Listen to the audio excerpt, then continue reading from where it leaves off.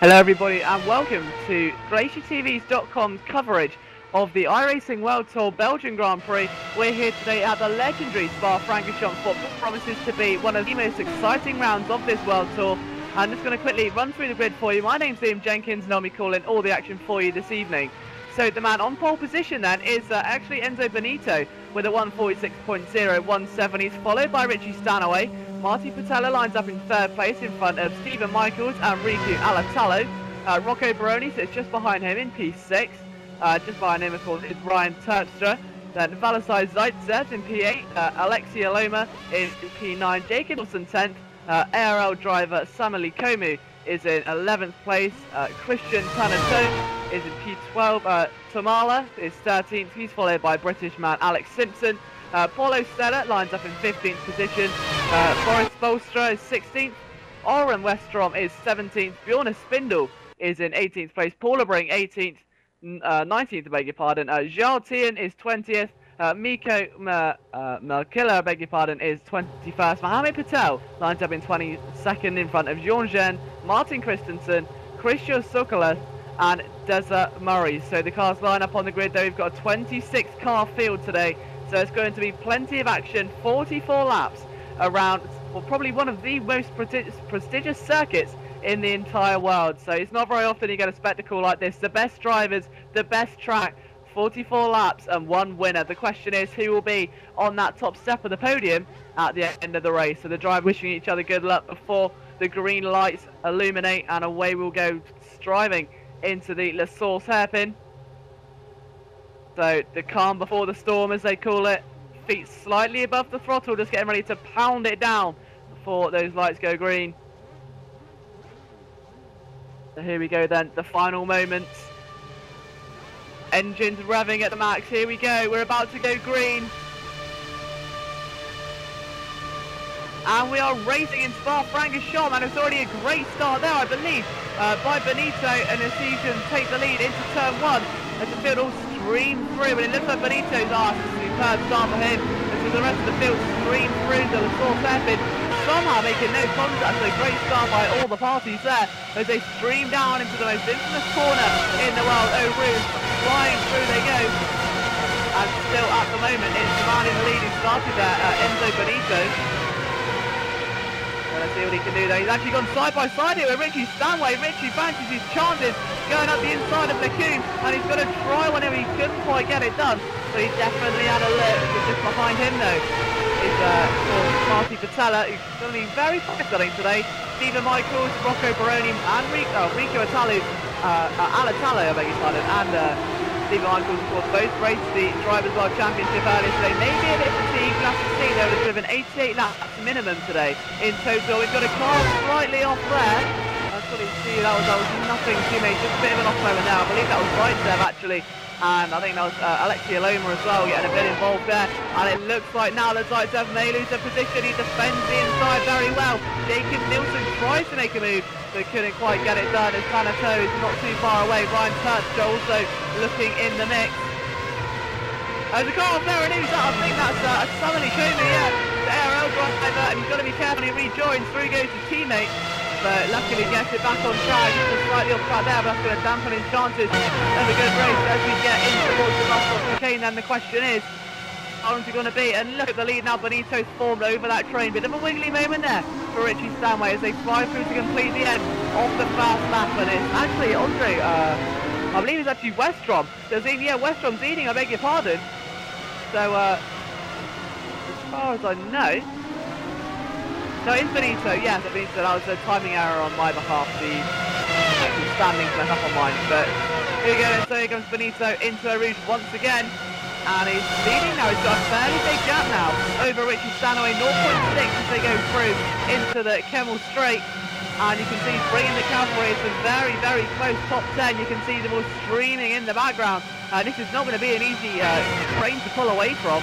He's got a lot of work doing here today. And it's going to be, look at the battle there. That's Ryan Turner has got a view full of cars streaming around him in his background. That's full of Ty and Tanato, Paula Brink's in there as well. And that is just utterly incredible to see how all of them came out unscathed through there. But that could have got very messy very quickly, and now we see Tanato look up the inside of Tyan. And he just couldn't quite, yes he has, it's a good move there. And Paula Brake sails through.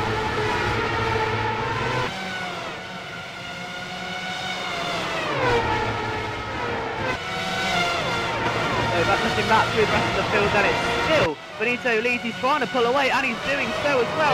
0.9, the gap must have increased now, because it looks like Richie Stanaway is slowly slipping into the clutches of Marty Patella, and it's in a very lucky place for him as well, because as they head in towards this Blanchimont complex, it's going to be very interesting to see if Patella can perhaps actually maybe get a bit of a run on him. So we'll have to see how that one pans out. But it's looking very good right now. That whole top 5 still extremely close together, virtually nothing separating them. And I think that's what makes one of these races just so predictable. We've got so many unpredictable, there's so many cars out there. A 26 car field, as we've said, but these guys practice so hard compared to some of the other drivers that are in the lower splits. These are the best drivers in the world. If you're in the top split of iRacing, and they want to show that today. And right now we're seeing just how competitive this can really get. So it comes through as a car stop though, Rouge there. I wonder who that is, because that's going to be a bit in the way to say the least.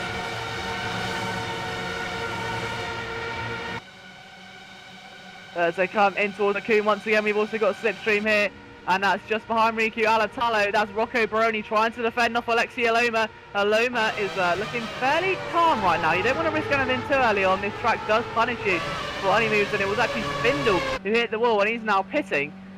But you don't want to throw anything away too early on in this race. You've got a long, long road ahead of you. The last thing you want to do is make a mistake now. So just kind of calm your nerves, get into a rhythm, and in turn is let the track come to you. Just don't do anything too risky. And that's why I think we're seeing such a balanced top 5 at the moment. And they're all just slowly forming little groups together. There's nothing too erratic going out on track at the moment. Taking a look at other cars down the field at the moment. Luckily we don't have any retirements yet. The man in last place is currently Boris Volstra, and he's not too far away, so still on the lead. So luckily we still have all cars participating in the race, which is what we want to see. Now a bit further down the field, we've got Alex Simpson, who's got a little bit of pressure from his teammate now, Samali Kunis. So this could be quite interesting. They're trying to catch the train, of course, of Nokilla just in front, and of course Jean Gen and Christian Tanato just in front of them. So they want to try and find a bit of a breaking point, but here comes Christian now. He's going to try and launch an assault almost now. In terms of defending him, there's going to be Jean Gen who tries to get a move into the bus stop chicane, but he's not going to try it like that. It's going to be a bit more sensible. A bit further through the field, Alexia Loma, still P7, still all over the rear end of Rocco Baroni. Let's see what he can do then. We're on to lap 4 of 44 now, so 40 to go here at Spa, and it's still looking like it's going to be a very, very hard race to call, to say the least. They need to try and get as much ground as they can going into the first round of pit stops, and Aloma needs to try and, more importantly, pass Rocco Baroni as soon as possible. So into Lacoon one more time. Let's see what Alexia Loma can do here. Then he's a bit too far away this time, but nonetheless still constantly applying the pressure. And also in the commentary box today we do have Johnny Beckman. So Johnny, how has the race been so far in your eyes, the opening stint? Full of action, to say the least. It was luckily with no incidents, and it's been 49th lap for you, I think, commentating Spa-Francorchamps tonight. So how is it feeling for you? Like a extra burden, or are you enjoying this track? No, I mean, I love this track personally, so it's always a pleasure to commentate here. And I think if I'd actually raced, it would have only ended within the first few laps, which is the opposite of what these guys are doing. But I think overall, I mean, this just shows you the kind of class of iRacing at the moment and how clean and professional and even quick these times are. I mean, Enzo Bonito right now has got a 1.1 second gap over Richie Stanway, and Richie is slowly being clawed in by Marty Patella. We did say that. And I think this is going to be very, very tense indeed, because while Richie's trying to pull away, he's being clawed in by Patella, and they go into the bus stops. He's going to try and move. He opened out a bit, but I think he's still better at that when you've got a very hungry young Steven Michaels just behind, who could maybe sniff a podium here today. I wouldn't write off some of these young guns. You've got Michaels and Riku Alatalo not too far away, so they've got to be careful out front. Yeah, and you have to see that the last lap, the fastest man of the track actually was the number 5 car, Stefan Michaels. He did a 1:48.122 against the leader. For example, did a .367, so good 0.2 of a second. Stefan caught the leaders, but in the last race we had that's the DWC one that ended just a few hours ago. I personally noted that one of the key issues at the end of the straightaways was especially for Gregor Hutu, for example, he was using slightly too short 7th gear, which made it very, very difficult for him to, even if he got the good draft from the guy in front, he just ran out of gear.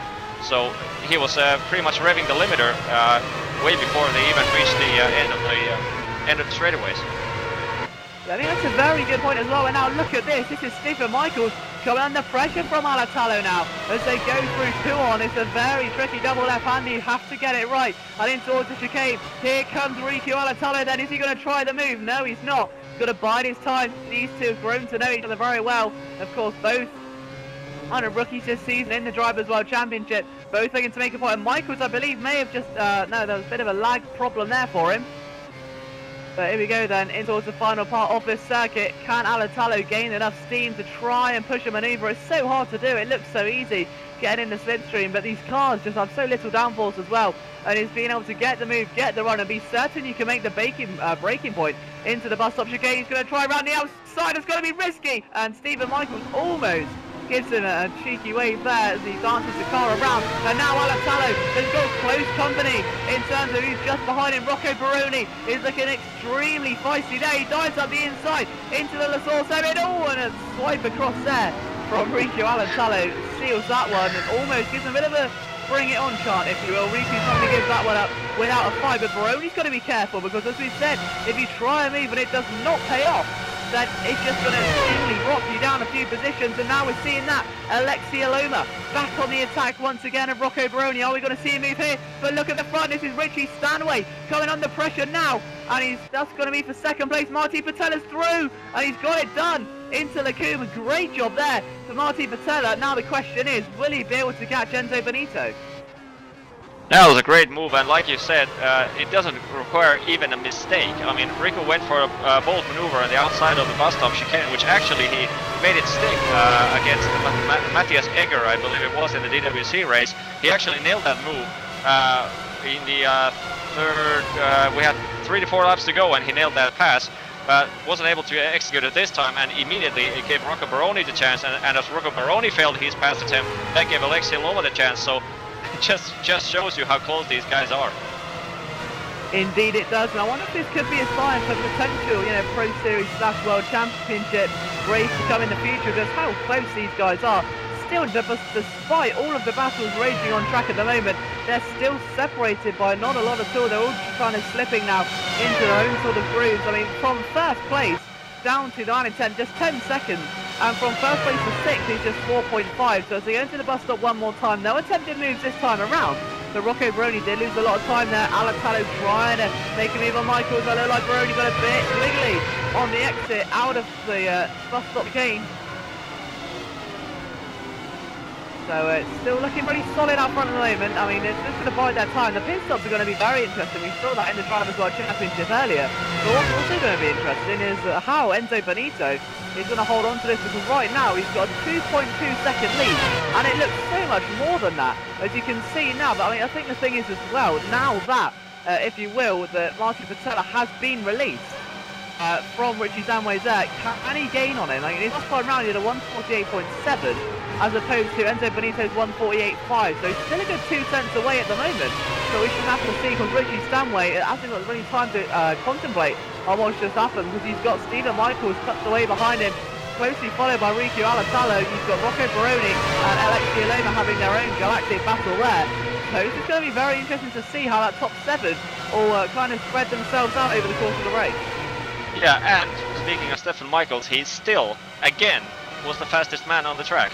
148.190 against 0.573 from Enzo Bonito, so he caught almost a 4/10 of a second on that last lap. So every time these guys, it seems like Stephen Michaels, Riku Alatalo, every time these guys stop fighting for just a second, the draft seems to pay off for them lap time wise, and they seem to catch the leaders quite a bit every time. Indeed they do. It's a very good point. So as they come in towards Ronchon one more time then, you can see Alatalo, as you said, has got a huge boost away now from Baroni. And now look who's all over the back of Richie Stanway. Was second, down to third. And now you can see Stefan Michaels maybe fancying his chances here. Potentially Podium, we said earlier, but this time he's chasing a completely different car, and it's a different driving style and a different opponent as well in terms of Richie Stanley. So we'll see how that progresses as the race goes on, but that's looking very heated there right now. So the rest of the field come in towards the fourth hairpin. And let's see if there's any more close. That train's still further back going on now with Tanato kind of getting his slight way through there. And now leading the train from John Jones. Alex Simpson has got his work there now into P15, so we're looking to try and attack John Jones. But he dives out to the outside there. Maybe that's a bit of a wheel wiggle or something, because that wasn't too normal. It's a field go to flow through a Rouge. What's just interesting now, just taking a look at Stephen Michaels' lap time. And now it's an absolute incredible time of 1:47.8. So that's 3 tenths quicker almost than Richie Stanaway. So that's absolutely incredible there. We'll have to see what can happen now, because also Rocco Baroni's lapping at the same sort of pace. So Richie Stanaway is coming under pressure. You can see that back end now start to step away from him a little bit as they throw Flu Poo on. Let's see if perhaps Stephen Michaels can get some sort of a slipstream going. What we've got to do in this situation is just let the track flow and try and apply some pressure. Don't necessarily start diving for moves, but you've got to just be constantly on the rear end of the car in front of you and looking like you could potentially make a manoeuvre at any given moment, and that's when you're going to start forcing errors out of your opponent. Indeed, and currently we're sitting on board with Stefan Michaels coming towards Blanchimont here, and at any second now the draft is going to start biting up. You can see right now clear speed advantage from Richie Stanaway coming, Stefan Michaels coming to Richie Stanaway, going to diving into the bus stop. He's going to go for out the inside. Oh, nope. He thought better of that one. I think he realised he may have broken a bit too late there. And that would have been a very happy Riku Alatalo in the background if he'd have got something going. But now Riku is slipping under a bit of pressure from Rocco Baroni now, so it's going to be very close to say the least, especially as we head in towards pit stop. I mean, we're on to lap 9 now, and there's still virtually nothing separating the top 10 really, not separated by 10 seconds. So these pit stops really should make your race or break your race depending on how they go. So I think that's going to be definitely a key factor. So I'd say a good stopping time be around lap 20 to 25. So within that window you're expecting to see most of the drivers make their scheduled stops. I believe we've had a retirement as well. We've had a Borna Spindle, I think, is retired from the race. So I'm not too sure what's happened there, if that's actually a just sort of disconnection, because provisionally he was running not too badly. So to try and get up on that, he was down in 23rd position, however, so he may have decided to call it a day. So we'll try and fetch more on that for you later on. Look at it again there, like Enzo Benito is not getting away. The gap's actually come down a little bit. It's now 1.6 seconds between himself and Marty Patella. And Patella, of course, would love a victory here today at Spa, as would Benito though. So it's going to be a very close fight for those, but that gap is coming down. Benito's last lap at 1:48.1. Patella's last lap at 1:47.8. So he's absolutely flying at the moment. And he may just be slowly reeling him in and chipping away at that rock of a lead, which has been established now by Enzo Benito. It looks at the moment like Stanway still got third position. Michaels can't quite get enough of a draft going in towards the bus stop chicane to make a pass, and he got a bit squirmy there over the apex, and that's going to cost him time. And it's just little things like that which are going to give the car in front a bit of a boost, and they may seem harmless, but it can easily lose you a couple of tenths of a second. And again, a big moment there by Rocco Baroni. Seems to get on the throttle very early coming out of the bus stop, and it seems to cost him a bit of time there. We've also got a bit of action a bit further back, and that looks like it's going to be Jacob Nilsson. He's coming under a little bit of pressure there from Tien, or Tyen, as they go in towards turn 1. And it's got a nice little trio there as well, because of course just behind them they've got Ryan Terpstra. So those three going along very nicely as well. But back in the front, I think all the attention should be on this, because this battle just seems to never end between them. We've got so many different drivers all participating, but all in the top 10, and all being very... Yes, sorry, Liam, Jarl Tyen is actually going for a move on Jacob Nielsen inside and coming into the comb. And he makes the pass, clips the inside of the curb, manages to make the move. Very nice move there. Look for a second, he's going to cut the curb slightly too much, but beautiful move. Yeah, textbook stuff there. And as ever, back in the front of the field, it's still looking like no different at the moment. That gap though, however, we said it was coming down. Marty Patella has done a 1:47.691. And what can Enzo do? A 1:48.2. That gap is now 1.1 seconds. It was 1.6 It is hammering down now, and it's been stripped from him. And Enzo has to dig down deep, find something more, because his lead is in potential jeopardy right now, because there is a very, very feisty looking Marty Patella within touching distance now. Yeah, this is ridiculously close. I mean, comparison to the DWC race we had a while ago, where the top three were had pretty much escaped. But from 6th all the way down to 12th, we had insane train going on, and we see insane train right here coming. But this time in the lead, the top 6 they're starting to be packing up, mainly because I think the end of Enzo Bonita is liking what some of these guys in the pack possess, and that's the drafting advantage. Absolutely, and of course drafting is such a big part here at Spa. It's such a technical track as well, but it adds so much more to the actual race from a spectator's point of view. And drafting is going to be the key element here in overtaking, because there are so many opportunities to do so and get up close. We're seeing that now as Baroni goes on an all-out assault on the back of Riku Alatalo. Is he going to try and make the move into Lacombe? No, he's not. He braked a bit earlier. And I think that's a very sensible choice as well. You're still only on lap 11, guys. Don't get doing anything too silly just yet. I save that for later on if needs be, but for right now, it looks like Riku's doing a good job. He's holding that line. That's what he needs to do. He cannot go offline, because that's when he's going to be losing the time to Rocco Barone. And I think that's when Rocco will capitalise. If Riku can keep his head in the game and just drive that inside line, then he should be okay for now. And of course, there's always that ongoing threat as well just behind them of Alexia Loma. He's not too far away and would be more than happy to capitalise on a mistake made by Baroni going in for a move. I think Rocco realises that, and that's why he starts being a bit more cautious than usual. It's the guys like Stanway and Michaels which may not have that issue, because they've got a bit of more of a substantial gap compared to those just behind them. You can see, I think that Stanway's a little bit wider over the apex, but it's really enough for Michaels to try and get a significant advantage out of it. The further front there, that gap is, oh look at the gap at the front, now this is ridiculous. A 1:47.7 last time round. Benito's improved to a 1:47.8, but it's just not quick enough.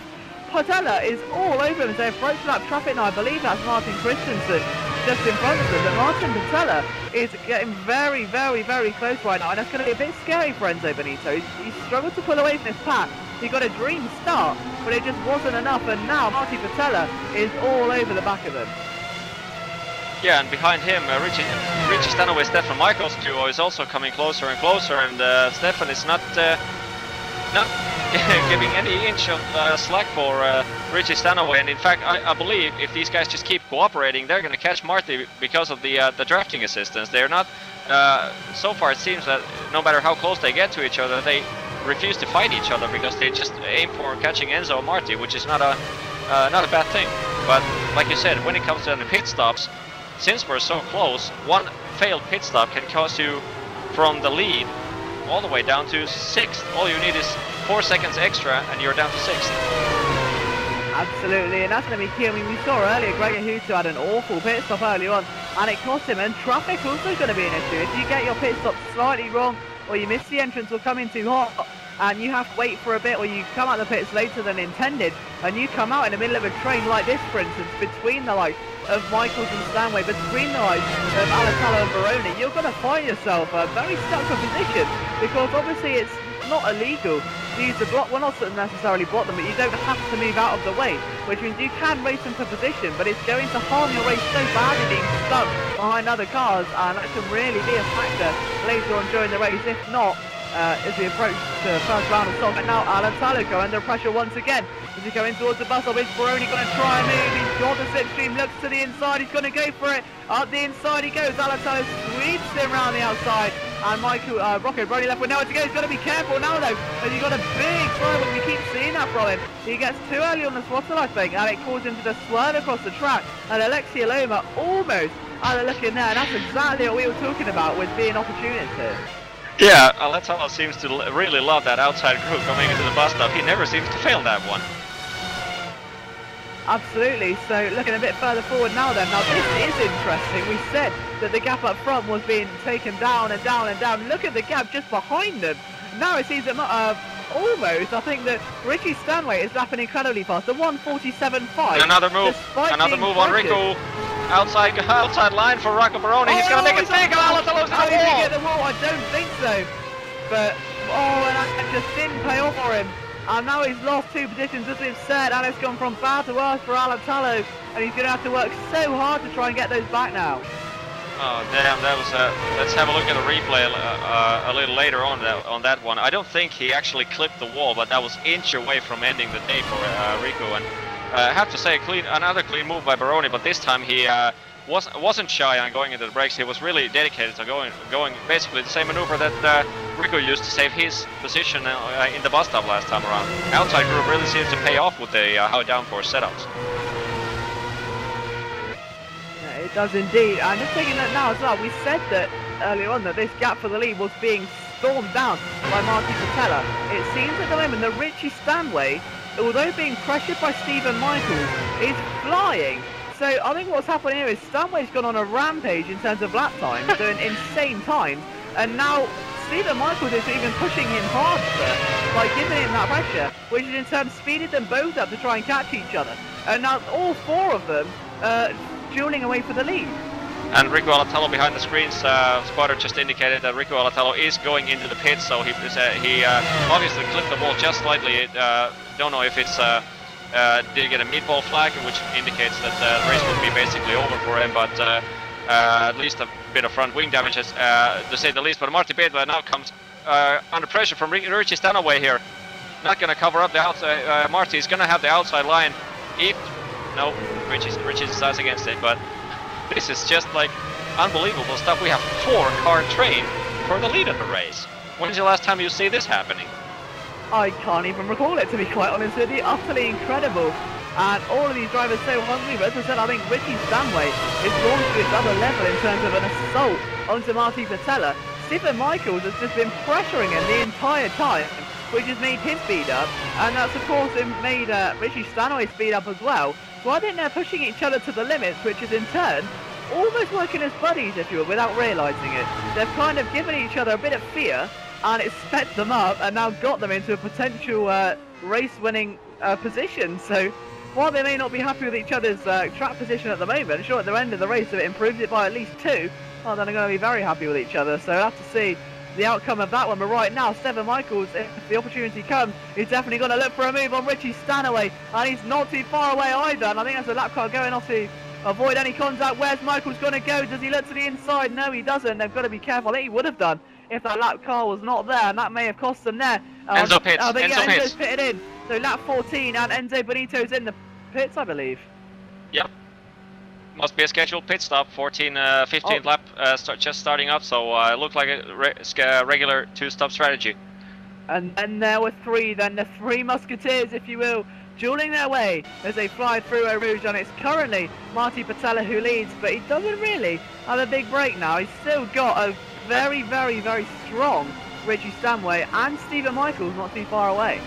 And Rocco Baroni also decided to pit alongside Enzo Bonito, so not necessarily a bad move, especially if now Enzo Bonito manages to catch a good drafting partner here to assist him. Actually, he comes out of the pits following right now. Enzo Bonito comes in right in the middle of the traffic. This is what we saw Hugo Luis happen in a DWC race. He was leading the race, and coming out of the last pit stop, he actually found himself in the middle of the traffic jam. Cost him 3 seconds and well, 1.5 seconds, and cost the Atsy Kirchhoff to take the victory there. But looks like same kind of destiny for Enzo Bonito. We'll be interested to see him. Oh, Enzo collects. I don't know. I'm not sure who that was. The orange car. Enzo Bonito just piles right into the back of the car that was part of the traffic jam.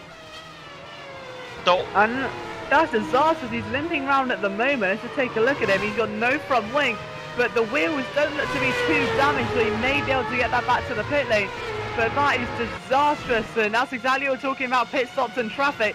They can actually break your race if you don't get them right, and I think that may have unfortunately bit Enzo in the back. But now we have the top 3 tray going on, and Marty Vietila, the leader of the trio, actually sets pits.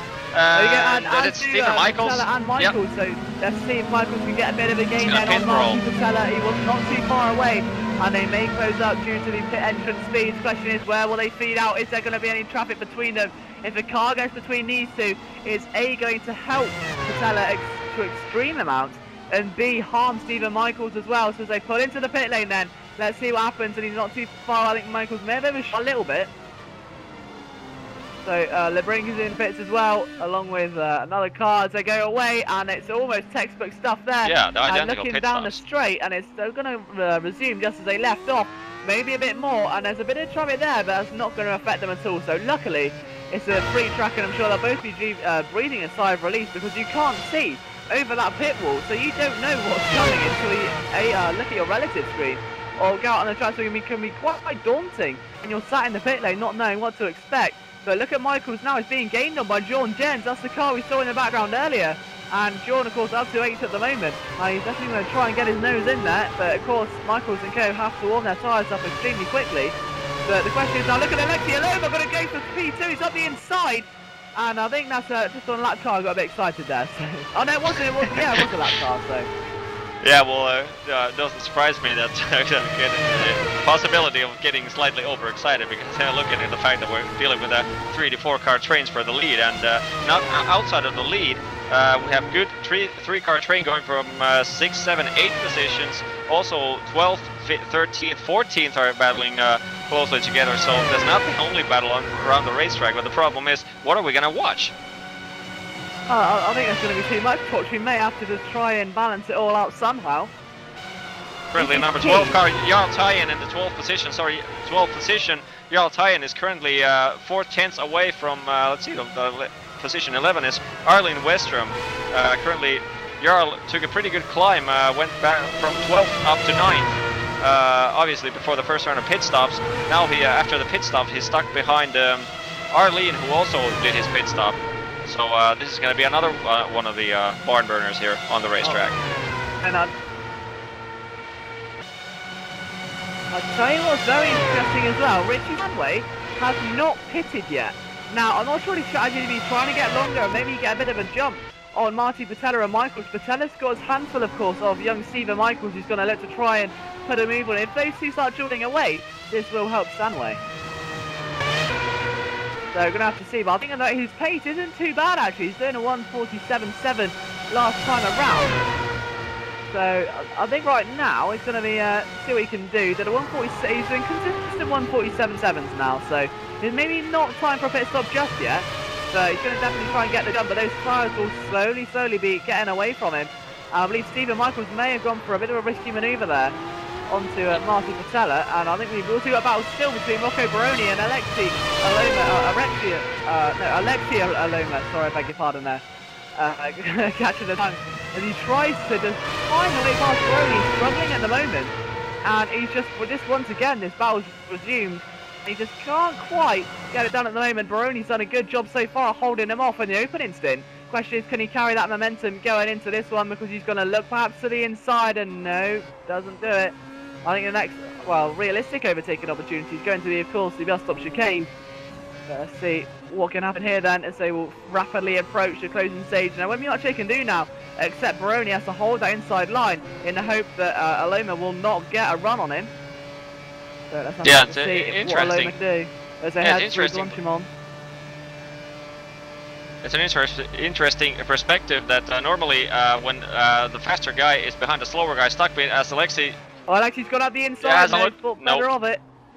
Yeah, currently, usually the situation is that if the faster guy is stuck behind the slower car, he jumps by in the pits, and so after that, basically, majority of the time the racing is over.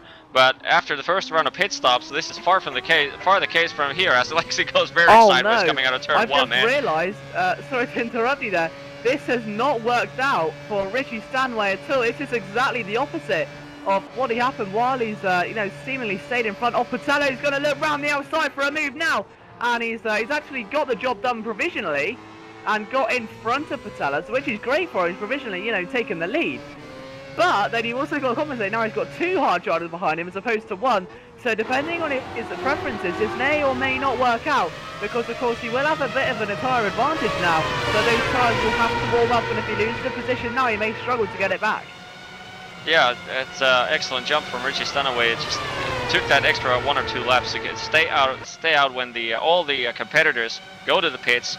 And since the new tires are not that slightly slower before they get up to properly temperature, but Richie just capitalized that beautifully, but like you said, now he's gonna have to deal with the 2 or 3 laps. He's gonna have a bit of a problem dealing with the guys, especially in the corner sections. Not that much effect on his rates, but the cornering is gonna be slightly slower than Marty, so it will be interesting to see, especially coming now the next time around to La Source, how good a run Marty's gonna get on him, because he's gaining on him rapidly.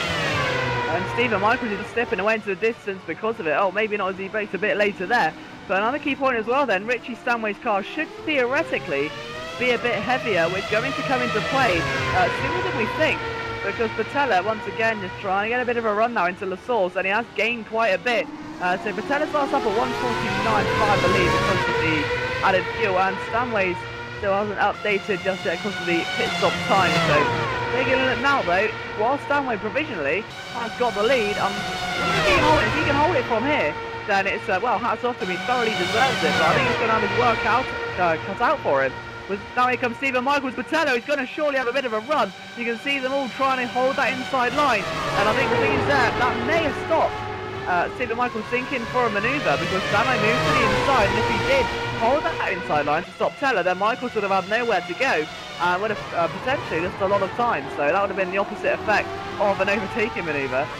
So just be a bit careful where you pick and choose your moments now. They may take about 5 or 10 laps or so just to learn about how each other take the corners, just where the opportunities are and where they can take deep laps on the offense or the defense. So have to bear that in mind. I mean, Michael's just been collecting mental driver notes on Patella and seeing where he goes deep, or maybe waiting for a move for him to go on Richie Stanway. That's a funny thing. We have two small parts of replays to watch.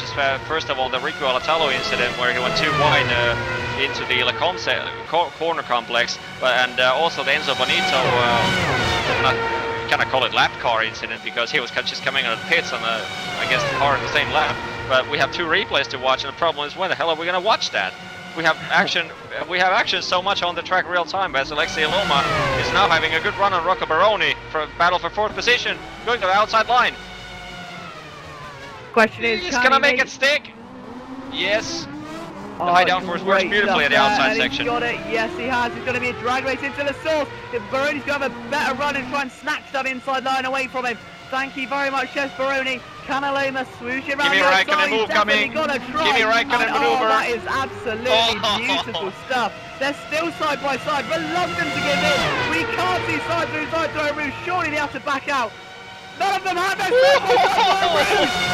way going to work. Jesus Christ! He's gone off, and Aloma somehow holding on. They both still too wide. Oh my God, they're absolutely got a slow down penalty. This is incredible. Baroni somehow still comes out on top. That's one for the archive. That is just absolutely ridiculous. Yeah, I'll have to watch that in a replay later on. I think Alexei Loma sadly got a slowdown penalty coming out of the Rouge too wide. Just ran out of road and had to go slightly over the curb on the left hand side. It's too much. Got the slowdown penalty, but I don't think that's the last one of Alexei Loma's charge. Well, that was absolutely incredible. I can't even begin to explain. I'm just speechless, to be honest. It's not very often that you get the guts to go through a Rouge flat out, you know, to be fair, but to go through side by side with someone for a podium, well, for a 4th position, you just don't see it happen very often, and that's just absolutely crazy. So you have to watch that on the replay right now. I mean, I cannot believe what I just saw. I have to look at the replay right there. That is insanity. I've never ever seen someone go 4 straight corners too wide with F1 around Spa-Francorchamps. That's just... Let's have a look at it right now. Currently following Alexei's car here, and let's... Rocco Baroni's crashed. I think Rocco Baroni may have crashed, and that could be disastrous. We'll try and get a replay of what's happened here, but a few moments ago he was dueling away, of course, and now it just seems to have gone the opposite, so we'll try and get a replay here.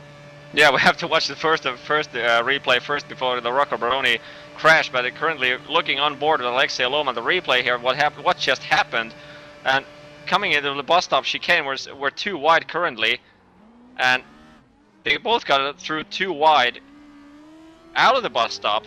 Rocco Baroni refused to give in.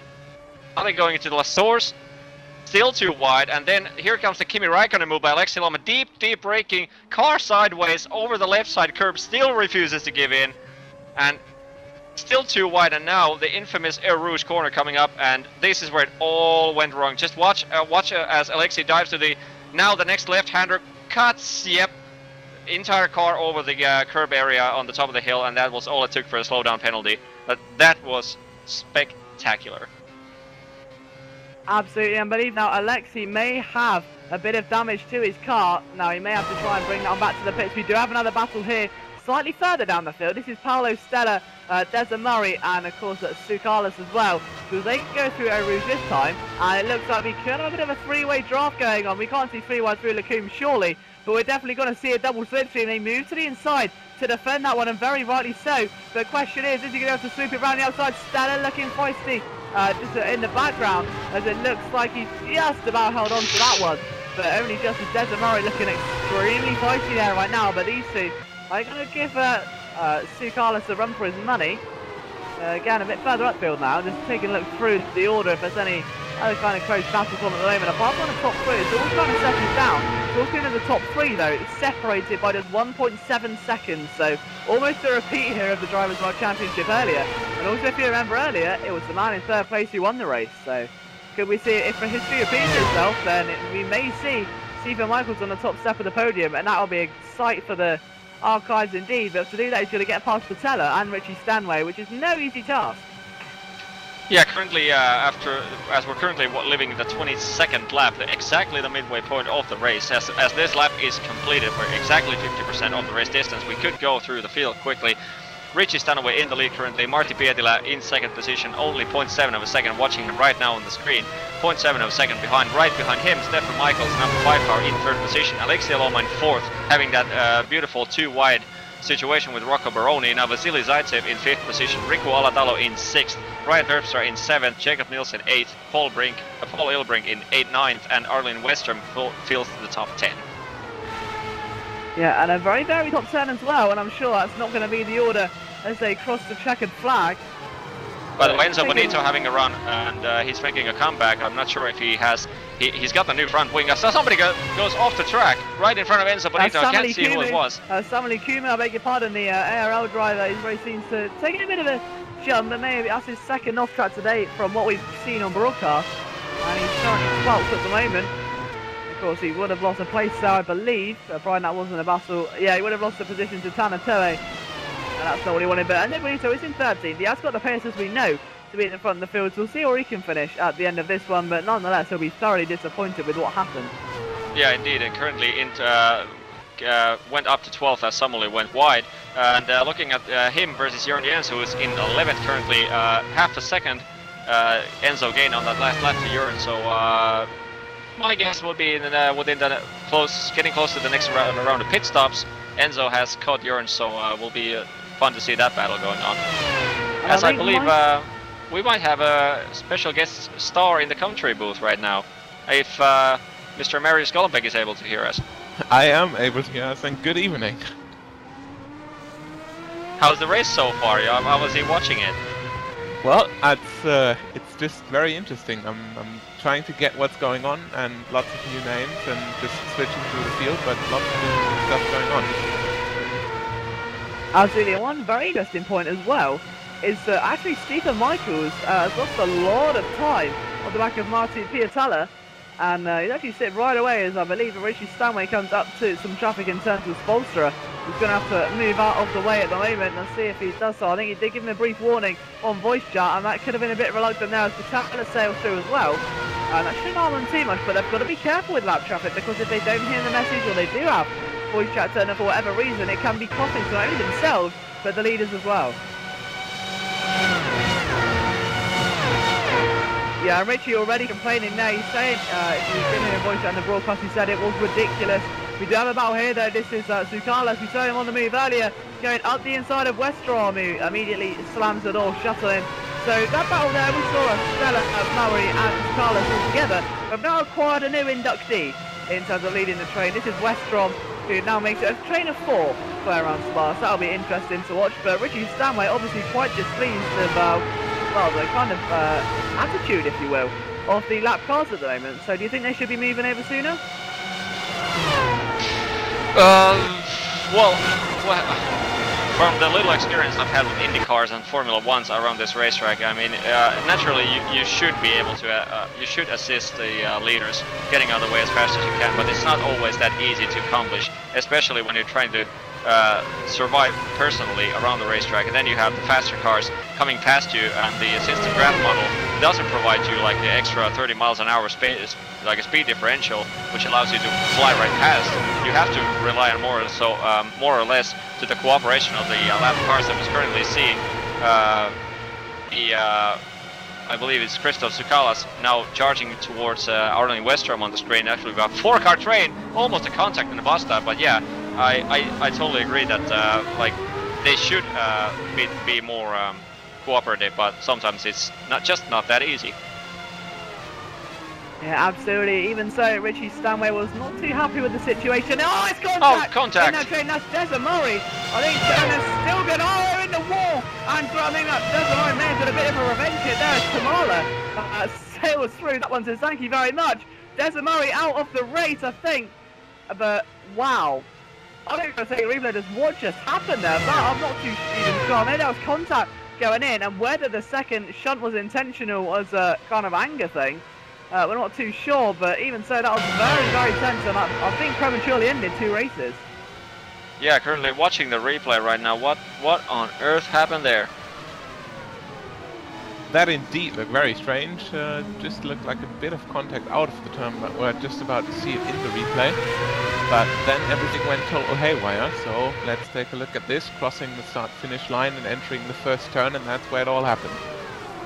Yeah, coming through Lasaurus right now, 3 wide situation, and just the car in the middle, I think he just took it overcautiously, watching out the guy in front of him who was taking the wide line, just so that they won't collide in there, and in the process he forgot to check his mirrors and the car was on the inside already. That's my perception, that's my view of it. Yeah, and then when Sukalis lost it a bit over the curb, he hit Stella, and due to a bit of a neck-coat lag, Stella just went full onto the left, had to brake, recover the car, and obviously in that brief second, Desamari behind him couldn't react so fast and just rear-ended him, and that means race over for Stella and Mario.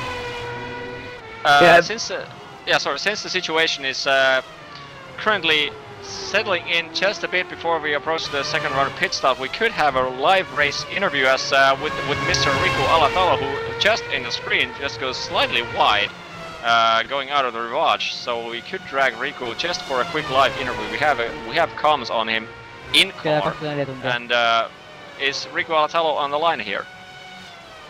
Oh yeah, hey. How's it going, man? Not too good. Rocco hit me in the first stint and I had to pit early and put a really heavy fuel load, so lost a lot of time through that. So you were supposed to be doing a two pit stop strategy and you changed to 1? No, I'm still doing a 2-stop strategy, but I had to pit a bit earlier, so I had to put a heavier load still. How much? Yeah, we saw that I assume that was the Lacombe entry where you went slightly wide on the right hand side. Can you tell us any specific damage since the outside of the car looks intact? Well, he hit me when on the turn. I think there was a bit of lag or something, but yeah, there was a banana car. It wouldn't turn anywhere, but the pit crew did a good job and fixed it, and now I have pretty much a car without damage. You've got 3 seconds, 3.7 seconds to the front, I believe, and just under 2 to the rear. So where do you think you can go? Alexei being 4th currently, 4 seconds, 5 seconds in front of you. Where do you think you can come? I think I'm a bit longer stint than anyone else here, so I hope I can work with that and put some really fast laps at the end of the stint and maybe move up a few positions. How did you feel since you were one of the few on the field right now who joined actually the DWC race that ended a few hours before this race? Since it's your 70th lap around Spa-Francorchamps on Saturday, how did you experience that? You had a good 6-car train going on where you were involved in. So how did you compare that to the DWC race?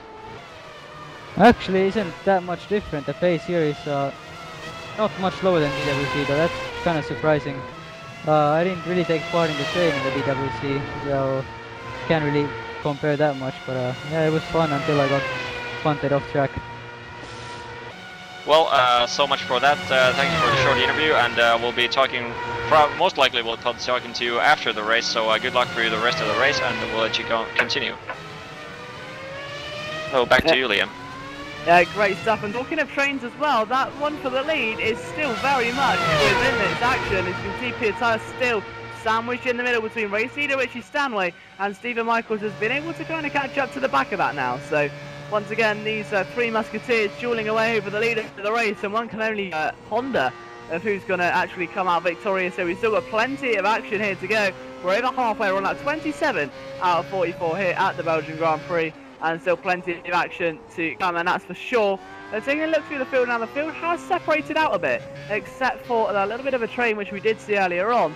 So of course the Stadler incident sort of put an end to that one, so it's still kind of maybe even a calm before the storm, but the closest action on track still is about for the lead at the moment. It's still three of them, and as we say, just taking a look at distances, and it looks like Aloma, well, that's a dramatic, 16.1 seconds away from Stephen Michaels. So he's just going to try and drive his own race at the moment, but Michaels and company up front have really established a humongous lead here, away from the rest of the pack. Yeah, that's just what we've seen in the DWC race. It's just about the same for the lead three-way battle in the end, just a bit earlier here.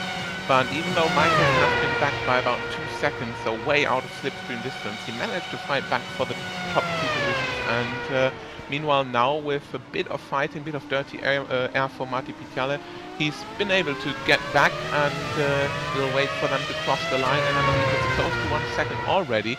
And you could already speak of a slight slipstream distance. 1.4 seconds it is, 0.8 to the front and 1.4 to the lead. And that's just as before, so he's probably recovered well, no damage to the car anyhow. And since the race is only halfway over, just a bit more than halfway over of course, but he's probably going to have a shot at winning this. Indeed he will. We have approximately around 30 minutes left of racing, so still plenty of action to come. As I think there's maybe some action concerning Enzo Benito. Here he goes then on the inside of Wenstrom, and that's very risky there through the chicane. And you don't really see that very often, but Enzo hot on the tail, desperate to try and get his way back underway, to get a top 10 and recuperate for what happened earlier on. Of course, we did see a replay of that, and unfortunately for Benito, means the pole sitter is currently down in P15, but he's looking to rectify that. He wants to change it now.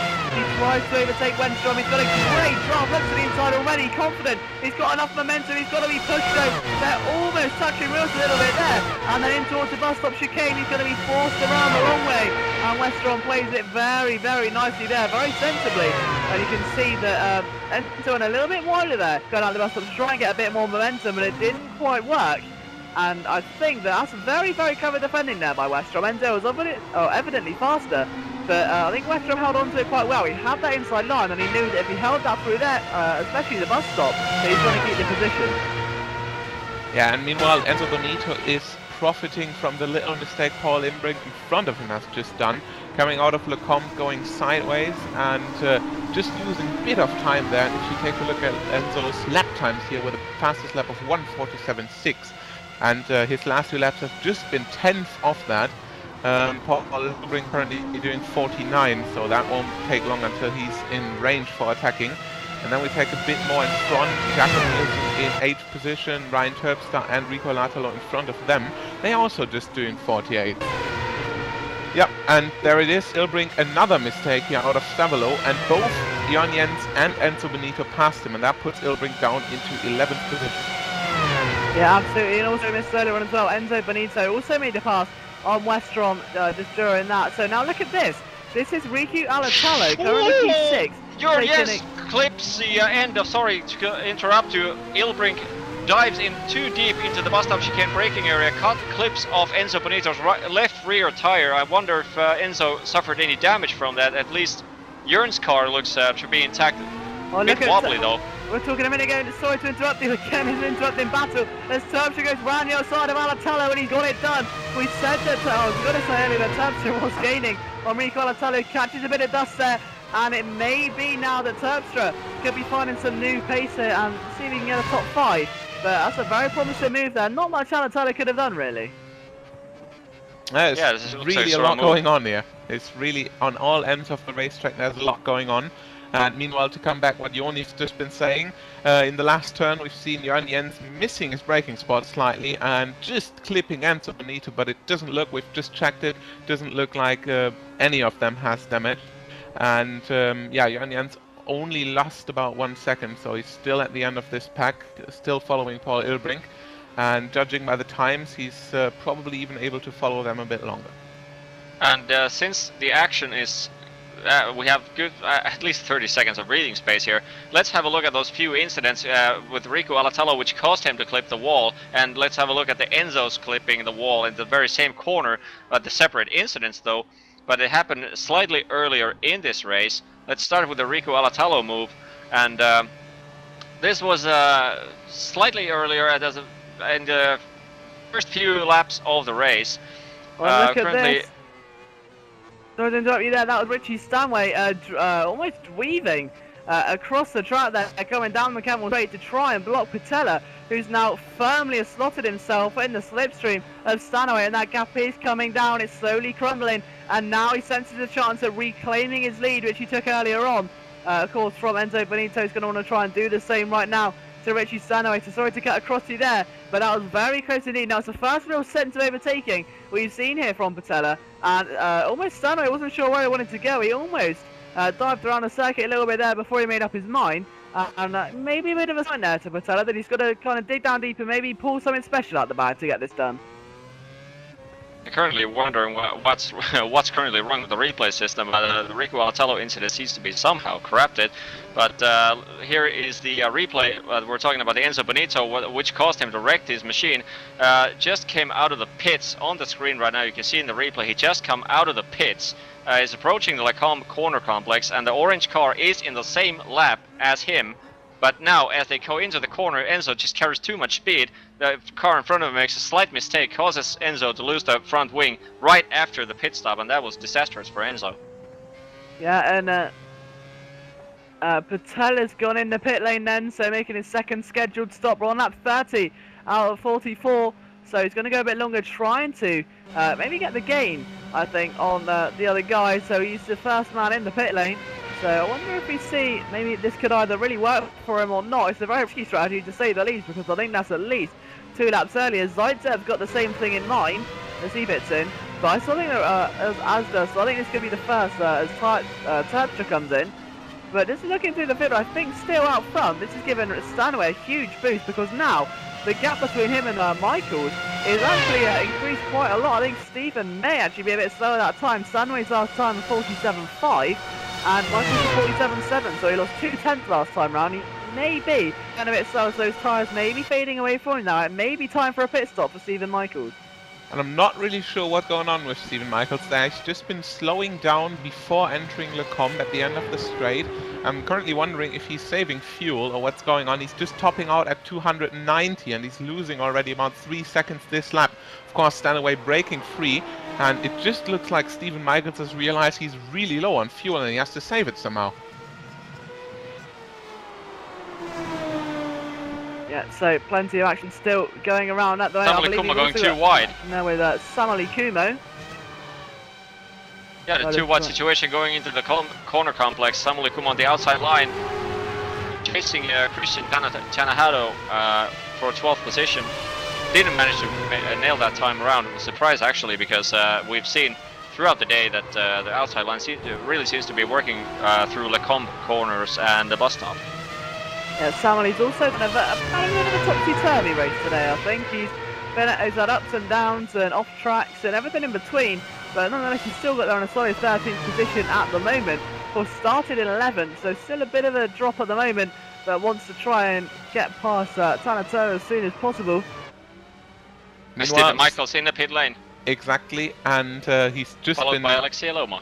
He's just been overtaken by Marty Pietele on the finish straight already, and his car hasn't even been up in the air by the pit marshals. And that just shows how much he's lost. Pietele already down to the way to Eau Rouge. Jakob Nielsen and Boris Bolstra passed him already. Nielsen, of course, not being in the pits yet, and now Stephen Michaels comes out of the pits, and that just looks like a huge gap for Pietele already. So it's probably over for the fight for the lead here. And Rico Alatello also in the pits right as Alexia Loma was coming out of the pits. Rico pulls into his pit box. Comes out in about 9th position, I believe he is. Let's get a confirmation on that. Yep, Rico Alatello comes back out of the pits in 9th. Yeah.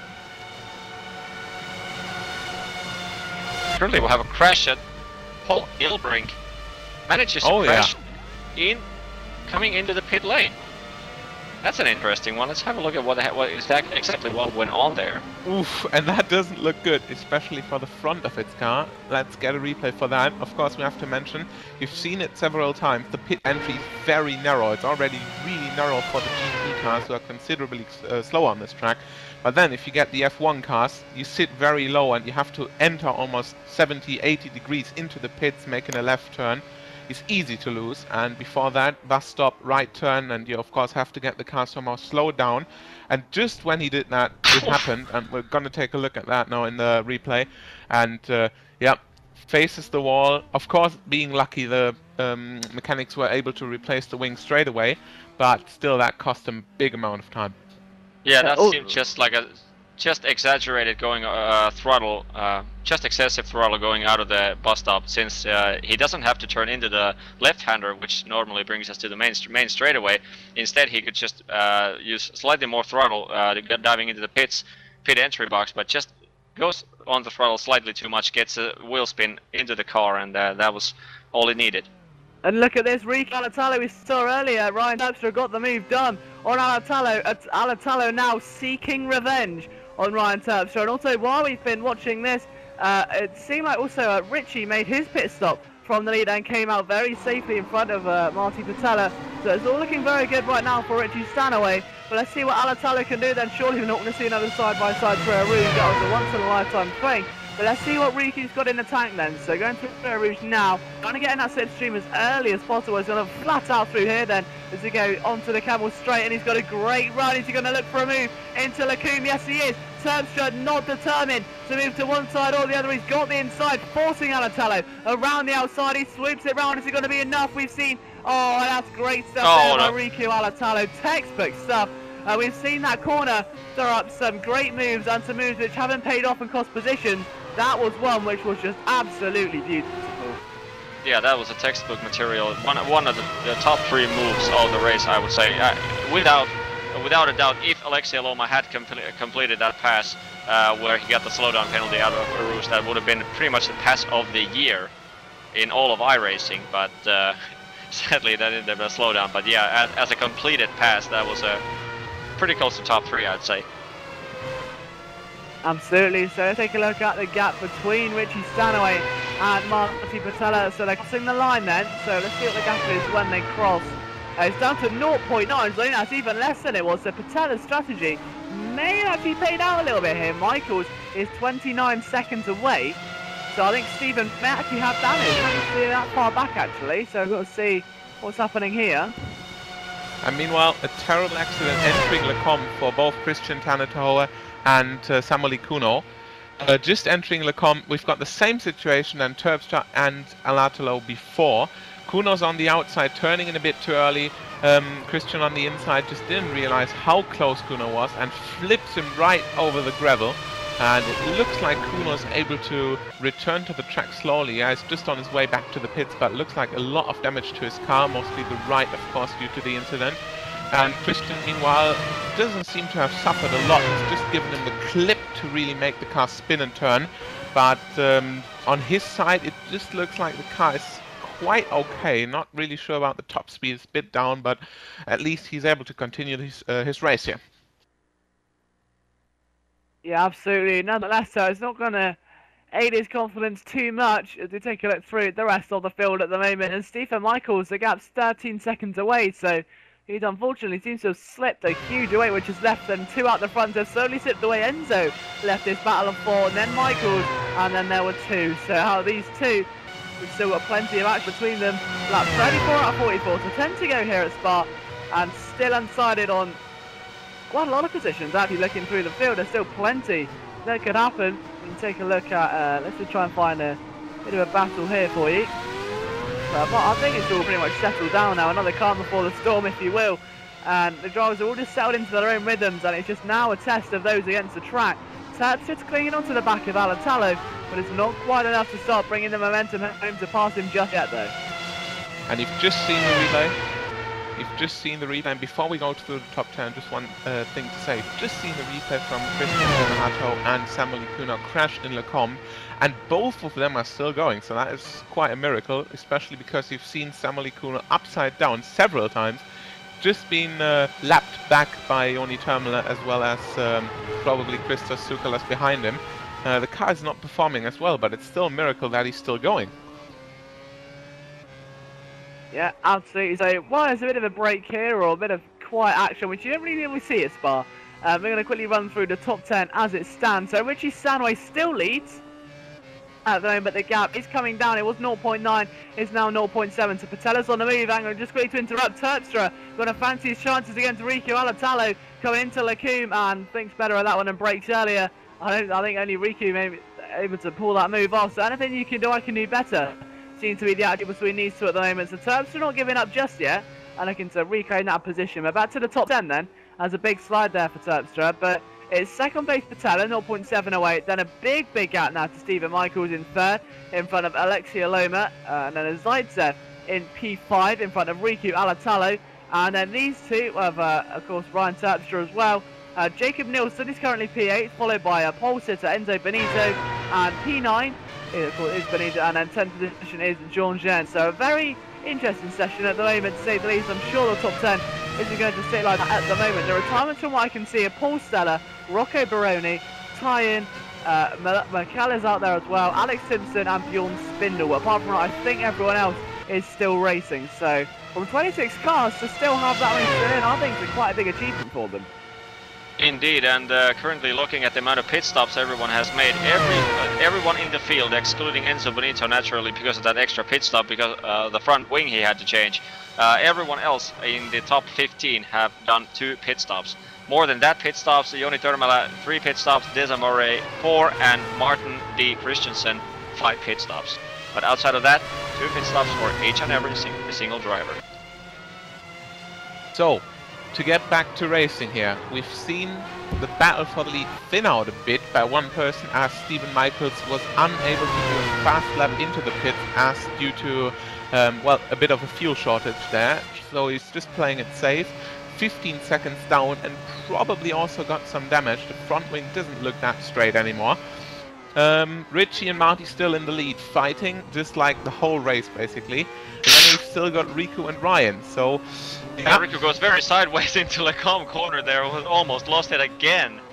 That corner doesn't seem to favor Riku that much in this race, even though he has passed a few people in there. But he has also crashed, nearly crashed. Yep, and another battle brewing up just outside the top 10 there. Paul Ilbrink, Aline Westrom here into Le Combe, and that's one of the corners we've only seen battles here virtually every lap. Ilbrink on the inside. Can he make a stick? Oh, he may. I don't think he doesn't go too deep. He may do. Oh, good stuff as well there. That looks good. And that was very clean maneuver once again. So Paul makes his way back through. It's up to P11 now then. Let's see if Westrom can come back. But even so, it's a big game for Paul Ilbrink there. So let's see if he can push on and maybe even get to the top 10. John Jens is not that far away, of course. His last lap time was a 1 minute 50.5, as opposed to the last one Paul Ilbrink at 1:48. So he's definitely gaining on him.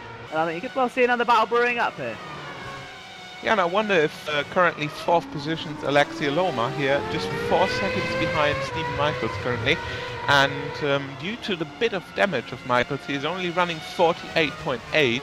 And with normal clean laps, Loma should be able to run at least low 48s. Though he's at the moment he's also stuck with mid 48, so he's not really gaining that much. With 7.5 laps to go, he's in the need of closing a 4.5 second gap here, and that is going to be very difficult, as just under 1 second you run into the air. Round number 55 coming into the books, man. Absolutely. Terpstra going outside line. These two have had an ongoing battle all afternoon. It's still far resolved as he looks around the outside. Alatalo showing no mercy and holding that inside line with a passion, and now it's leaving all that work to Terpstra to do once again. These two have been dueling away and swapping positions for quite some time now.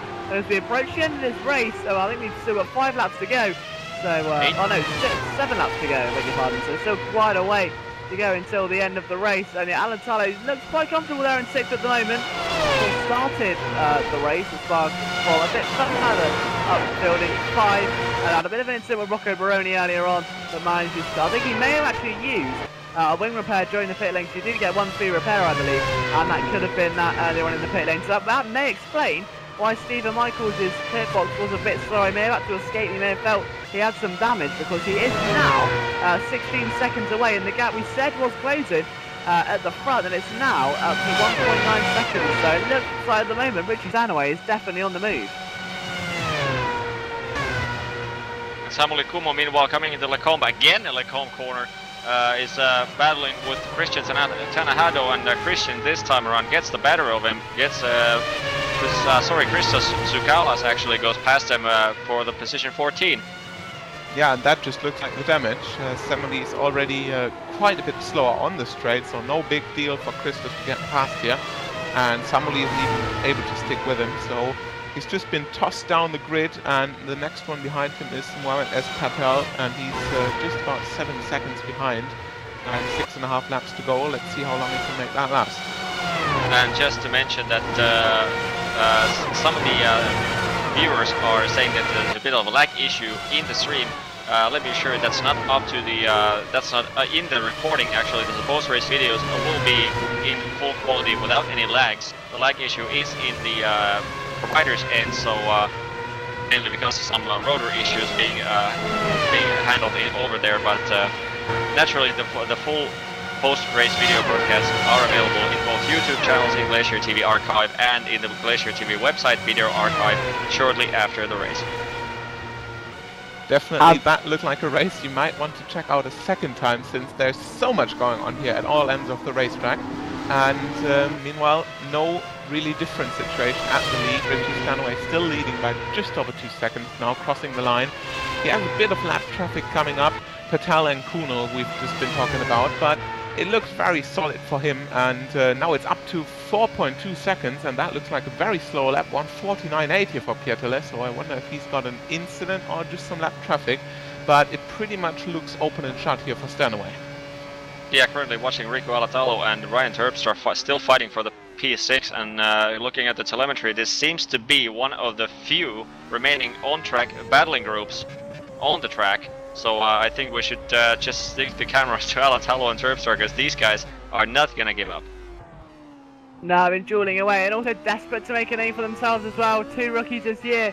They want to try and prove that they've got what it takes to. And look at this, quickly just switch back to Richie Stanway. He approaches Samuel Kumo in terms of traffic, and Richie must be getting a bit frustrated now. You can see him in voice chat actually going a bit angry now, because Samuel Kumo did not move over as soon as he should. Rico Alatalo, Ryan Terpstra going to side by side, going into the Lecombe again, the Lecombe area, and Alatalo is again on the same side of the track where he had that almost wreck incident, and now Ryan Terpstra makes the pass stick this time around. Oof! Rico almost to the outside, you can't go through here. Oh, and very unfortunate there for Terpstra, but whoa, that was incredible. Once again, Alatalo just holding on to it, and he's definitely showcasing that this man can defend as well as attack. So definitely a young man to watch in the future, a young prospect in the making. As is Terpstra's well there, Terpstra's not given up. Every time Alatalo pulls away, he just claws right back and gets another move on him, and then this is just a cycle that keeps repeating itself. Question is, how many more times will it repeat before the end of the race? We do have 5 laps to go now, so still a lot of things that can happen, and I think now desperation may start setting in for a few of these drivers, and Richie Stanway is not going to be happy with the amount of traffic not moving out of the way. He has still not too much time to like Patella, because Patella, I think, did get a slowdown penalty coming out of a Rouge, and that is of course going to harm his time. Let's just take a look at the gap between them now. So just take a look now, yeah, it's down to 3.8 seconds. That's cost him dearly and possibly stripped him of any chance of a victory. And Richie Stanway's in clean air now after getting his way through those lap cars. But still, I think he's got a bit of a right to be a bit angry, because while Spa isn't the most forgiving track in the world, there's still a certain level of respect. I think, you know, lap drivers, if you see a charge Richie Stanway, I think the first reaction will be to move out of the way instead of stay there for as long as you can. And one driver in the top 5 who has been off the cameras for ages is Alexei Aloma, who is on the TV right now. He is catching Stefan Michaels for 3rd position like a jet. The last time around, 147.968. He almost his fastest lap of the race against Stefan Michaels, 148.601.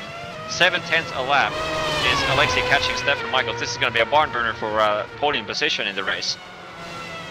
Yeah, I think Alexei may just be sniffing the chance of the podium here, but he's going to have to go through Michaels, who will not relinquish it without a fight. Let's see what the lap times are. I think Stephen Michaels may have a little bit of damage still. He's gone a bit slower, especially in this 3rd stint. We'll have to see what happens as the race progresses on. We're on lap 40 of 44. And once again, I think Paula Brink seems to be in the thick of the action. So let's try and find him on my screen. And there, yeah, once again, he's under a bit of pressure now then, as they go into Lacombe, and that's from Bjorn Jen. So these two keep it going out again. This is for the final, well, for 9th position. So still quite a lot to play for here. A load, of course. This is an official session, so iRacing and safety is all playing into play. So you want to try and finish as high as you can. You know, every bit of iRacing counts, as they say. Every little helps. But look at this. Alexei Aloma is roughly around 0.7 to 0.8 seconds quicker a lap than Stevens. So this is going to be an exciting end to a race at the moment. So last time I did a 1:47.8 and Stephen Michaels did a 1:48.3. So this is absolutely incredible, and I'm sure Michaels is not going to like that view of a charging Alexei Aloma just slowly breezing up to him. I say slowly metaphorically because he is flying right now. Yeah, indeed, Alexei is really flying, and that's not a sight you want to see with 4 laps to go in the race. 44 laps, full distance Spa-Francorchamps Formula 1 race, and last 3 laps, and you have DWC guy named Alexei Aloma charging after you. That's not the most pleasant thing to watch. No question is, what does Stephen have to try and hold him off? Has he got enough in the tank? We're only going to find out as time goes on. To take a look at a couple of other drivers from through the field right now. Stanaway once again navigates his way through some traffic, and I think that's Tanner Toey trying to pass, and Stanway again. I don't think he's getting easy this time in that task. They're not exactly making it as easy as ever for him, but nonetheless still got through there in the end, and he still has a ginormous 4.7 second lead now. And look at Tanner Toey's coming under a bit of pressure, and he may hold that inside line. He's trying to, he's just about done it. But Carlos almost got the run on him there. This is about for 13th place as well. So he almost had a bit of a run on him, but couldn't quite muster it together. And of course you can see Patella there just trying to come back through. And now you see Patella and Christensen dueling away. I don't think, no, it's not for position. But oh, it's contact, Christensen's off. Martin Christensen somehow saved that. Got it going again, but a pirouette completely there on the exit of the La Source hairpin, and something like that, even if there's no damage, it will anger you as a driver. Guys, Alexei Aloma, 1:47.796. His personal best lap of the race, and in front of him Stefan Michaels, 1:48.517, 8/10 a lap faster, 1.3 seconds a gap, 3 laps to go. Yeah, Can I get much more exciting than this? I've got my eyes on this all the time for the past 3 laps, and Alexei is currently absolutely in the zone here. He's just had 2 of his fastest lap times in a row, beating his previous fastest, and Steven is struggling in the mid-48s here every lap, and Alexei is down into the 47s, and now it just looks like 2.5 laps to go. We can speak of a, I'd say, slipstream distance of under 1 second gap. He's still yet to get that, maybe next lap, but then it's still getting close, and in the dirty air, of course, setting yourself up for an overtake will be as hard as possible, but I think Alexei's going to try everything. He's got the gap to the rear, 10 seconds to Vasily Zaitsev in 5th position, and Michaels is really the one to defend for the past, for the next 2 laps here, as, yeah, well, his race has been good so far, and the second pit stop, bit of an issue, but then he's probably not able to give away the 3rd place so easily. Yeah, and watching that. Yes, we're watching on the screen right now the information. Alexei Aloma started from 9th position, currently in 4th. 3 laps to go and chasing after 3rd position in the race. So my driver of the race currently is without a doubt Alexei Aloma. Well, I'm sure that will definitely go up on everyone's estimations if he can do the impossible and find a way past. But with only a couple of laps to go now, the final way past Stephen Michaels, and this could be crucial. This is Sally Como coming up to. But Alexi, you said, has been dauntingly fast. Now, take a look at the lap time this time round. 47.8 as opposed to Stephen Michael's 48 flat. So Michael just improving. Kumo moves out of the way, and very rightly so. Well done there. So expect to see some good sportsmanship from Aero Motorsports guys. So let's see what Stephen Michaels has got then. Can he hold it on for just 2 more laps? But 2 laps around Spa must seem like forever. This track is so long as well. It's a 4.35 mile, 21 corner circuit. By no means is this an easy circuit to drive either. Stephen Michaels is going to have his work cut out, but catching is one thing, passing is another, as it was famously spoken. And I'm sure we're going to see a prime example of that today. But the question is, what has Alexi Aloma got left in this race? He's got 1.5 laps to try and get something done. Just to put my personal bet on it, on the last lap we've seen huge back straightaway coming into the bus stop chicane, and we've seen both lines, both inside and the outside line, paying off in this race. And my bet is, if Alexi gets a run on him close enough on the last lap, Stefan is surely going to close the inside door, but as we've seen, Alexi is able to execute the maneuver also from the outside, so this could go down to the line. The only, I think, the guys who've been sticking around with GlacierTV for a while, they might know the word of a commentator's curse, so we don't really want to bet on that too early. But as well, it looks very interesting, and Michaels and Aloma are both very clean drivers here. Michaels done a great stand-in at Atlanta in the DWC. Everyone was quite surprised who that guy is, and now I bet everyone knows his name. And of course, Alexi in the business for quite some time now. And down to the bus stop, you just see how fast Alexi is. And currently last lap for Richie Stanaway, but this cannot take the cameras away from the third position battle. This is just insane. Yeah, and now it's first chance of the lap. You've got 2 prominent overtaking possibilities, and Alexi just looks like he's way too far away still. Over 1 second out of the first turn here. And, well, the first overtaking opportunity is just right into Le Comte, as we've seen countless times in this race. And the second one is just about 200 meters away from the line, of course, meaning the bus stop. And that is what Alexi's probably setting himself up for. It's about Stavilo, it's about getting the exit right, and it's a half lap distance till there. And until then, oh, Alexi very sideways once again. And it just looked like Alexi has no easy time here. He's just struggling all the time. Yeah, currently watching Richie Stanaway. We have a good 17 seconds between Richie Stanaway and the battling duo for the third position. Let's have a look at Richie Stanaway as he's currently on the last lap. Coming out of the Stavilo corner here, out in the back straightaway, approaching Blanchimont, then to the bus stop chicane, and it's going to be iRacing World Tour event, Belgium Grand Prix in Spa-Francorchamps. Victory for Richie Stanaway, well-deserved victory in my opinion. Yeah, he hasn't had it easy either. He's really fought for this. He's come through the odds. He started behind Enzo Benito. He passed him, and he's held on to that lead after the pit stop window. Very smart strategy and great driving has enabled Richie Stanaway to be the winner of the iRacing World Tour Belgian Grand Prix for 2012, and a very much deserved victory as well. And a round of applause, and I'm sure a pat on the back is very well deserved for him. The question is, I mean, obviously, Bus stop coming, but doesn't look like Alexi. Yeah, too far away, unless he's gonna make an insane dive in the last lap. No, Alexi, he's gonna keep it. He's not gonna risk it. No, and that is his teeth. Stephen Michaels holds on to P3. Marty Patella comes home in second, and fourth place just behind that, of course, is Alexi Aloma. The man in P5 will be Valency Zoltsev. We haven't spoken about Zaitsev that much today, and he's got to be ecstatic with that. He's been off camera, Mr. Consistency. The entire race he's been there in 4th or 5th, and he's just thrown the car home, so great job at him. Ricky Valatallo, we got his name right the entire broadcast, came home in P6. 7th place was Ryan Terpstra, so those two were dueling away till the very end. 8th place was Jacob Nilsson. 9th place Enzo Benito, and rounding out the top 10 was Paul LeBrink. Just outside was John Jens in the end. Those two also dueled away to the end, as did Arlen Venstrom as well. Sakulas was not too far away in 13th. He had a bit of a battle with Mohamed Patel, I think, towards the end. Just behind him, he had Toei, Samuel Komu, Boris Spolstra, Johnny Tomala, Desmond Murray, Martin Christensen, and then your retirements for the day, unfortunately, were Rocco Baroni, Jari Tyen, Melka, Alex Simpson, and Bjorn Spindle. So, all in all, though, an absolutely brilliant broadcast. We've seen really the highs and lows of what can happen here at Spa, and just about everything in between. I believe we have a couple of drivers in for interview.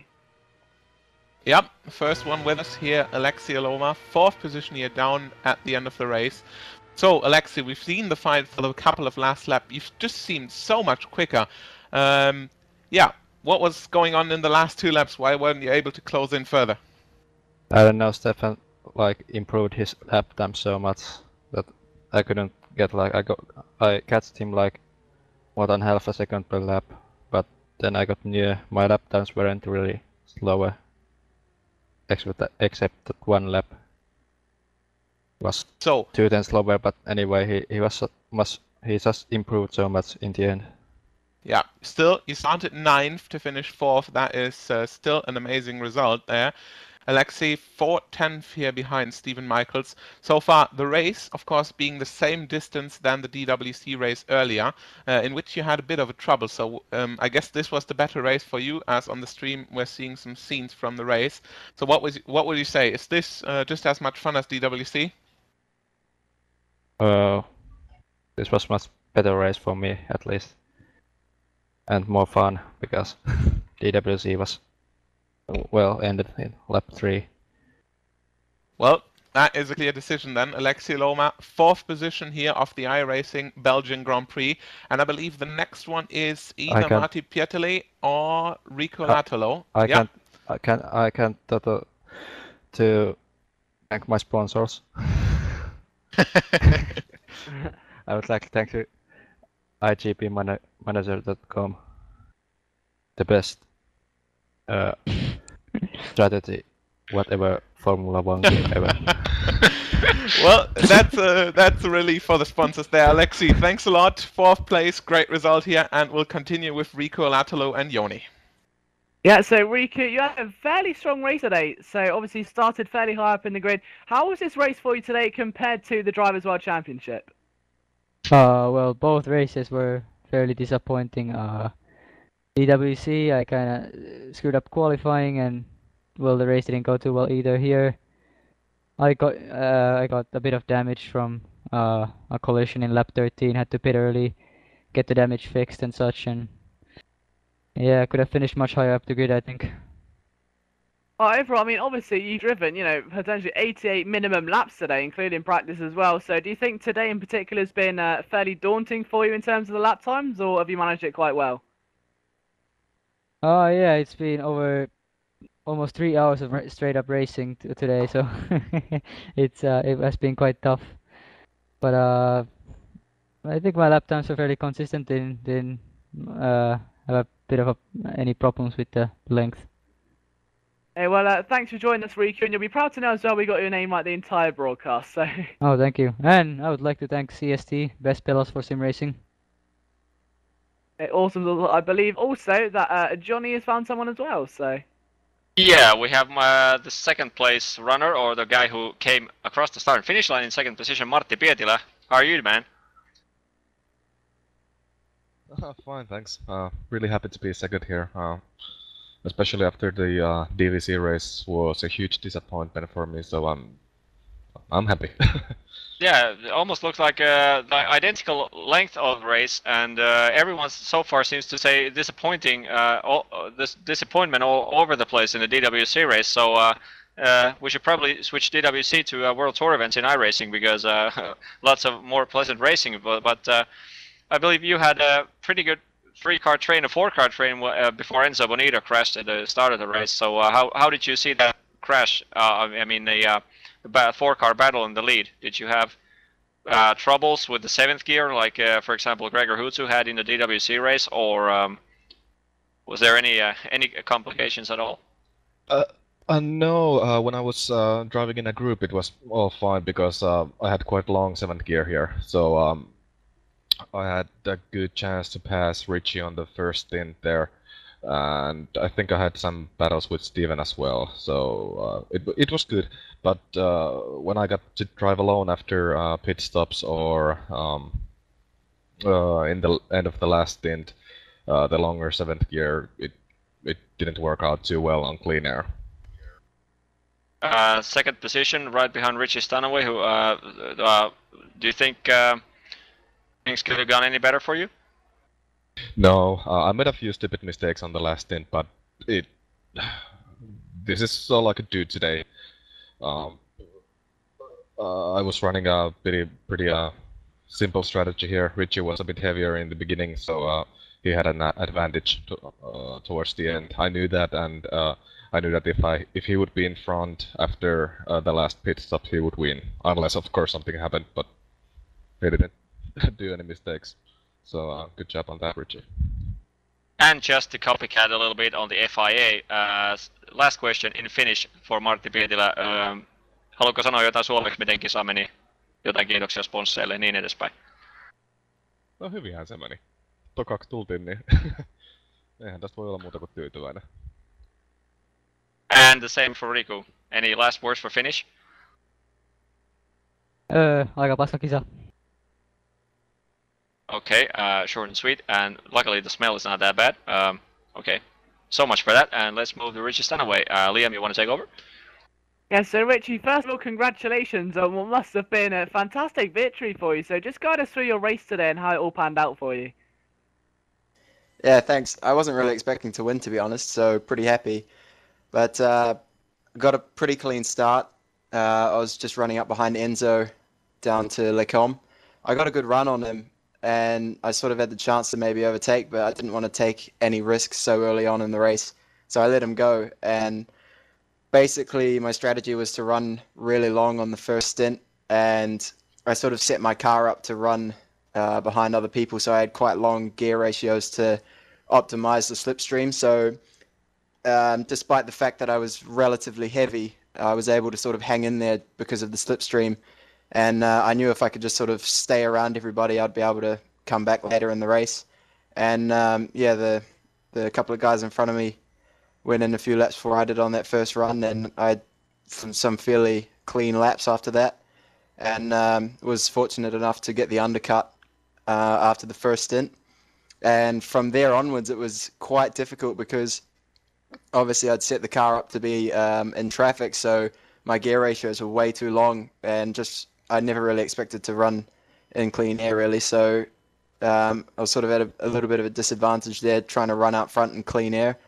But yeah, I just had to really put my head down and make sure I didn't make any mistakes, and the car setup was quite good, so just managed to hang in there and got a small little undercut on the third stint as well. But yeah, I wasn't really expecting to win, so I'm really happy. Probably one of the best wins I've ever had, to be honest. That's great to hear. And also as well, you're involved in that three-way train for quite some time, and it looked amazing on the broadcast. Just tell us from like a driver's point of view, how intense was that? Yeah, it was quite intense. I was sitting in third there for a while, and actually they started pulling away, and it was sort of going to void my strategy a bit useless if they got too far away. But they sort of started fighting a bit and holding each other up, so I managed to get back onto the back of them, which is what I needed to make my strategy work. So yeah, but it was quite intense, and I was quite happy to have caught back up to the back of them for the end of that run to get back in the tow and optimize my gear ratios and things like that. So yeah, it was quite an intense race and one that I really enjoyed. Great stuff. So I think we'll let you go now and have a well-deserved drink or two in celebration, but congratulations, and you thoroughly deserve that one. Thank you. And just before Liam, you continue, I had dragged Alexei Aloma just for a last question. Alexei, you probably did overtaking maneuver, or if that had been completed, overtaking maneuver of the year with a Formula 1 car. You went 4 straight corners, 2 wide. Talk us through that. Well, perfect. That was too much. Yeah. That's enough for an ending. Took the tongue right out of Alexei Aloma. He's speechless. So that just tells you exactly what we're talking about. Yeah, fantastic race, I'd say, and of course the race will be able to be reviewed on our YouTube channel as well as 720p download, of course, so you'll just be able to catch up the action again. Fantastic event once again by iRacing, 1st of September, Belgian Grand Prix here. Of course, remember tomorrow there's the real one, so if that is anywhere close this thing, then you're probably gonna have a good time. Until then, Joni, Liam, I've had a great time once again in the booth, and it's your word for the closing. Well, thanks very much for joining us as well, and thanks to Johnny for kind of calling me in last minute. Best wishes, I think, from everyone here at Glacier to Will Vinson. Hopefully he can get back in the booth soon. So I hope I've done him proud today. So from me, Liam Jenkins, and from Johnny Beckman, it's been a fantastic race. I don't think it could have gone any better. So thank you to every driver who participated, iRacing for organising it, and to all the viewers who watched at home as well. So until tomorrow for the Grand Am, we will see you next time.